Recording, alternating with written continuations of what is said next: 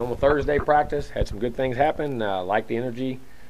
Most part, some of the guys in the beginning started off a little sluggish as far as just, and then all of a sudden it's loosened up, man. It was a really good practice. I liked it. Liked the enthusiasm, liked the energy, liked the execution. Did a nice job. So get ready to play.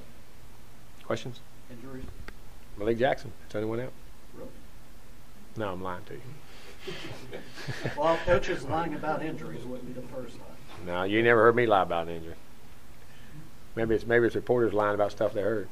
You said yesterday on your calling show also that it was a pretty short. You could tell the guys were taking the seriousness of getting ready to play. Like, They are. I mean, you see the energy level, and you see focus and the urgency to do it. So we just got to relax and go out and play. You know what I mean? Got to relax and go out there and play and get in the flow of the game, let it happen, and do your assignment, and not try to press yourself. I know you worry about that as a coach because you haven't played so long. Guys want to go do so good so quick. You just got to call the play, do your assignment, what the offense is, the defense is, whatever the special teams are, and do what I got to do. Is that something that you've talked about, kind of channeling that energy, that nervous energy maybe? Well, I have, but I kind of talk about that all the time, though, because it's about the process in which I talk about. Don't get caught up in results. Just do your job every play. And if you do that, you'll get good things happen to you. And think the right things, and if you make a mistake, understand it, move on. And we try to talk about that a lot because that's key today's time. Because kids, we're in a world that's so much outcome-oriented that we worry about that instead of playing the game. You know what I mean? And I know that sounds crazy, but it happens. Was this week like an end of a preseason camp where the guys are so tired of going against each other and want to play a real game? That's about the best way I can put it. It's different, but it definitely was. I mean, it's kind of like a camp week as far as, we're getting the energy to play again, and they're just tired of seeing each other. I'm tired of seeing them. I want them to get somebody else. So ours talked about the importance of eye discipline. What does NC State do to create those issues? Motions, different formations, unbalanced formation, who's on the ball, who's off the ball, and where guys are lined up, with moving Samuels, moving Hines, all those different guys.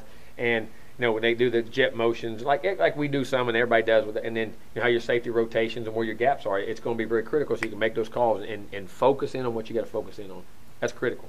Are those some things that you see Finley doing at the line of scrimmage, doing that adjusting? Oh, yeah, they make checks now. I mean, he knows the offense. I mean, he came with his offense coordinator, so he probably knew the offense better than the other players when he got there. You know what I'm saying? So you can see his experience and knowledge of what's going on for sure. I think he was only sacked like 17 times last year. They get the ball out, man. He gets it out. He's experienced. He'll throw it away. Doesn't worry about completion percentage. And see, that's a big thing. Completion percentage is probably way overrated. It's completion percentage when you got somebody open you can hit. Because some quarterbacks do a good job. Some guys will take sacks where other guys can get that ball out and, hey, eliminate negative play, go to the next play. It's just second and 14, it's second and 10. And he does a real good job of feeling that. And their passing game is designed like that. But they take the shots, though, too. How did Blackman finish up the week of practice? Good. I was pleased. I mean, I really was. So hopefully we'll go out and play well. JImbo, with Cam's experience at quarterback, is there any thought of playing some wildcat? How about just let him play tailback? Guys, just calm down. I mean, you guys, how many times have I said this on the show? The guy's played one game as a tailback. How's he going to learn a second position? You know what I'm saying? I mean, guys, I just let the guy play tailback. There's a lot to that goes into that. And he's a really good tailback. So let's just get him going tailback first. We got some good quarterbacks. What kind of cues do you look for to know that Blackman's kind of handling the nerves and stuff early? We'll see how he performs and just how he comes off and what he's seeing and what he's saying. And there may be times, all players. I mean, guys, I've had experienced guys. There's times Jameis has come off and you could tell he's out of whack. You know what I'm saying? And, yeah, I'm not seeing it just perfect. I'm not seeing it. All of a sudden you just got to get in the game. Experienced guys have that happen. It doesn't always just happen to inexperienced guys in general. I mean, it's just what you're seeing, what you're hearing, on the field. Like, what am I seeing there? What am I hearing the guys are saying? What am the communication levels? And when they come off and you look at, all right, this is what they've done, and they don't see it that way. I mean, I've had it with experienced guys or young guys. So when those kind of things like that, they can communicate, even if they make a mistake, regurgitate back what they see or what's going on or understand why they make it. That's the key. They understand why. Last week or so, has DeAndre been around to kind of help or mentor James? Not much right now because he's still trying to get healthy. His movement on his knee is still pretty painful and where he's at. But he's communicated and done those things. I mean, wants to be very involved. We've got to get him healthy enough to where he can stay pain-free and not put too much strain on that thing early.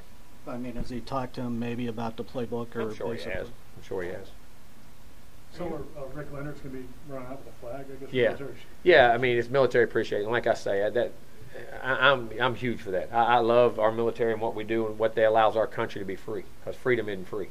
There's a price to pay, and there's a lot of people who pay it for us to do the things we do and to make all the choices we get to make in America and be who we are, all the different races, all the different nationalities, all the different religions. But at the end of the day, you're allowed to do it in this country. Most countries you're not. And there's people paying a price for that freedom out there. And to me, that's and families that are sacrificing by putting their children and husbands and all that, and wives and sisters and brothers and everybody out there for us to have a free country. And Ricky's brother's in Afghanistan. He's overseas right now, and I think it means a lot to him because you worry about those things all the time.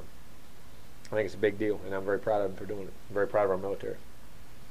I saw Roberto Aguayo walking around downstairs a couple days ago. Have you had a chance to catch up with him? Yeah, I've talked to him in a couple of days, and just getting back in training, getting back in the groove, get things going again, and be ready for his next opportunity. It's very good to see him. We're good. We're good.